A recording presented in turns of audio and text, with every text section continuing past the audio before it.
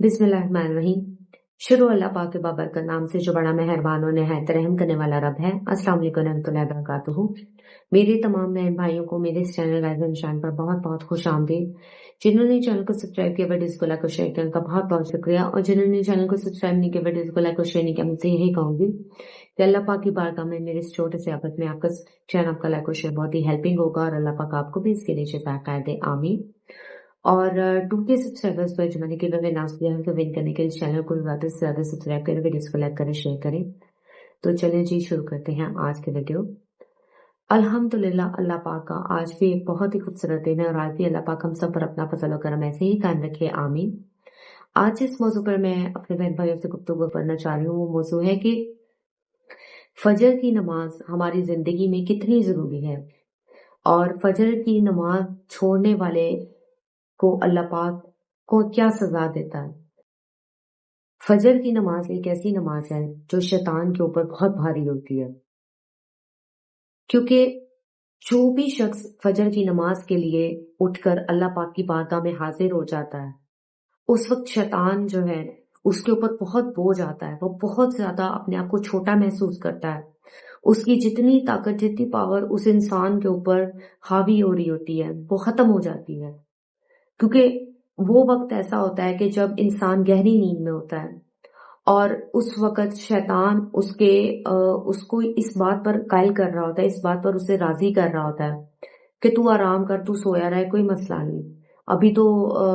वक्त ही नहीं है तेरे उठने का, ये तो तेरे आराम का वक्त है, ये तो तेरे सुकून का वक्त है और तू आराम से गहरी नींद सो। क्योंकि अक्सर औकात आपने देखा होगा कि चाहे आप सारी रात जागते रहें, लेकिन जैसे ही फजर का वक्त करीब आना शुरू होता है आपको नींद आनी शुरू हो जाएगी, आपके ऊपर सुस्ती तारी होनी शुरू हो जाएगी। आपको ऐसे लगेगा कि जैसे गनूदगी हो रही है, जैसे कोई चीज है जो आपको सोने पर मजबूर कर रही है।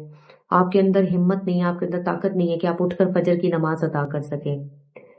क्योंकि दो नमाजें ऐसी हैं जो अगर इंसान बाकायदगी से पढ़े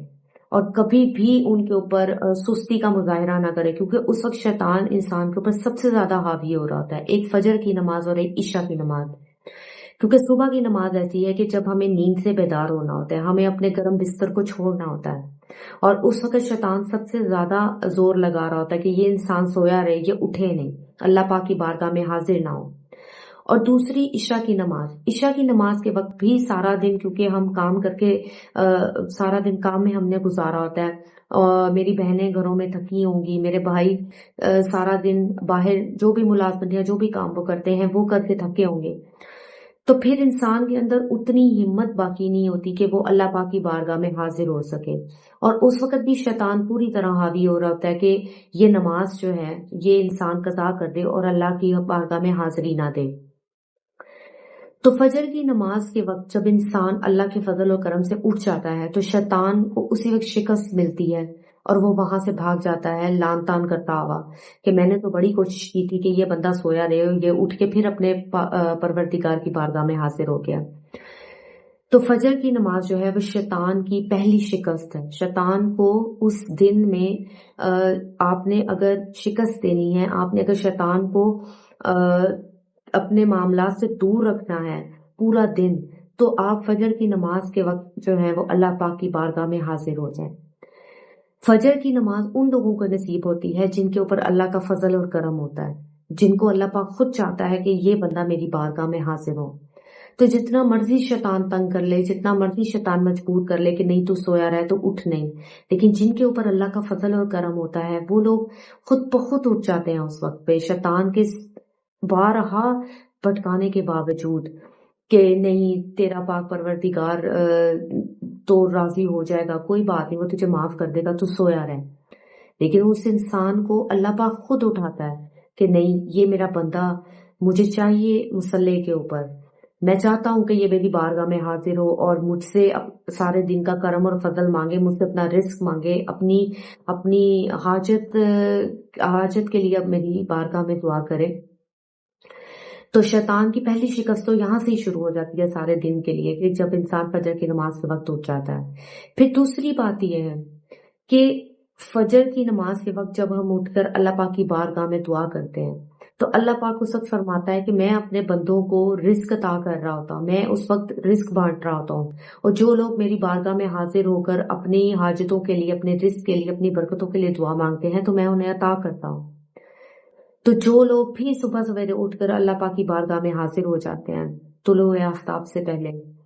اور اللہ پاک کی بارگاہ سے اپنے تمام اس کا کرم اور فضل مانگتے ہیں، اپنی ساری حاجتیں مانگتے ہیں، تو اللہ پاک پھر ان کی دعاؤں کو قبول فرماتا ہے اور غیب سے ان کی مدد فرماتا ہے۔ ایسا ہو ہی نہیں سکتا کہ فجر کی نماز میں آپ اٹھے ہیں، آپ نے اللہ پاک کی بارگاہ میں دعا کی ہے اور اللہ نے اس دن آپ پر رزق کے دروازے نہیں کھولے، آپ پر اپنے کرم اور فضل کے دروازے نہیں کھولے۔ تو یہ سارے کرم اور فضل جو ہیں یہ سب اللہ پاک کی بارگاہ کی میں حاضری کے ساتھ جڑے ہیں، کہ جب آپ اپنی آرام کو پسے پش ڈال کر اللہ کے سامنے حاضر ہو گئے ہیں اور شیطان کو آپ نے نا امید کر دیا ہے، شیطان کو وہاں سے بھگا دیا ہے، وہ جتنی مرضی کوشش کر رہا تھا لیکن آپ نے ترجیح اپنے پاک پروردگار کو دی ہے، اپنے اللہ کو عزت بخشی ہے، اس کی بارگاہ میں حاضر ہونے کو عزت بخشی ہے، اور یہ اللہ کا کرم اور فضل ہی ہے کہ جو لوگ اٹھ کر اللہ پاک کی بارگاہ میں حاضر ہو گئے۔ اور فجر کی نماز میں اٹھنے کی توفیق بھی انہی لوگوں کو اللہ پاک دیتا ہے جن پر اللہ کا فضل اور کرم ہوتا ہے، جو اللہ کی محبت جن کو حاصل ہوتی ہے اور جو پورے دل کے ساتھ اللہ پاک کی بارگاہ میں حاضر ہوتے ہیں۔ تو فجر کی نماز ایک ایسی نماز ہے جسے سارے دن کے لیے، جو ہماری زندگی میں بلکہ پوری زندگی کے لیے اگر ہماری نماز قضا نہیں ہو رہی، ہم پوری باقاعدگی سے ادا کر رہے ہیں تو اللہ پاک ہماری اس زندگی کو اپنی رحمت اور کرم سے روشن کر دیتا ہے۔ نبی پاک صلی اللہ علیہ وسلم کی نظر رحمت ہمیں حاصل ہوتی ہے، اور سب سے بڑی بات یہ ہے کہ شیطان کی ہار ہوتی ہے اور انسان کی، اشرف المخلوقات کی اللہ پاک کی بارگاہ میں جیت ہوتی ہے، اور فرشتے بھی اس انسان پر فخر فرماتے ہیں، اللہ پاک کی بارگاہ میں تعریف کرتے ہیں کہ تیرا بندہ اپنے آرام کو چھوڑ کر تیری بارگاہ میں حاضر ہو گیا۔ تو اللہ پاک ہم سب کو فجر کی نماز پڑھنے کی توفیق دے، اس کی اہمیت کو سمجھنے کی توفیق دے، اور کبھی بھی ہماری نمازیں کوئی بھی ہماری فرض نماز قضا نہ ہو، اور فجر کی نماز تو بالکل بھی قضا نہ ہو، کیونکہ اگر ہم نے فجر کی نماز پڑھ لی ہے تو اس کا مطلب ہے باقی نمازیں پڑھنا تو ہمارے لیے کوئی مشکل بات ہے ہی نہیں۔ تو مجھے امید ہے آپ کو آج کی ایک چھوٹی سی ویڈیو پسند آئی ہوئی، مجھے اپنی دعا میں یاد رکھیں، میرے چینل کو سبسکرائب کیجیے، میرے ویڈیوز کو لائک اور شیئر کیجیے۔ اللہ پاک آپ کا حامل ناصر ہو۔ اللہ حافظ۔